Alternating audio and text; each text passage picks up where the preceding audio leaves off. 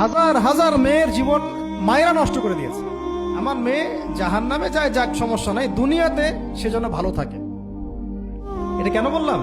একটা সুদখোরের ঘরে তুলে দিতে সে দ্বিধাবোধ করতেছে না, একটা দুর্নীতিবাজের ঘরে তুলে দিতে দ্বিধাবোধ করতেছে না, একটা ঘুষখোরের ঘরে তুলতে দ্বিধাবোধ করতেছে না, একটা মানে কি বলবো মাদক সেবী, ড্রাগ এডিক্টেড বা এই যে আর কি বলবো ফাসেক জালেম এই ধরনের ঘরে উঠাই দিতেও সে দ্বিধাবোধ করছে না। পাঁচতলা বাড়ি চাই আমার মেয়ে পাঁচতলা বাড়ি থেকে সুখে থাকবে। এই যে সুখের ডেফিনেশন এখানে দিয়েছেন আপনারা। এই জন্য কত হাজার হাজার মেয়ের জীবন নষ্ট করে দিয়েছেন আপনারা। আমার কথা মাইন্ড করে না, হাজার হাজার মেয়ের জীবন মায়েরা নষ্ট করে দিয়েছে শুধুমাত্র মেয়েদের দুনিয়াবি সুখ এর সংজ্ঞাটা বুঝতে ভুল করার কারণে। এর নাম যদি সুখী হইতো তাহলে অমুসলিমরা সুখী না কেন? পশ্চিমারা সুখী না কেন? ওরা আত্মহত্যা করে কেন?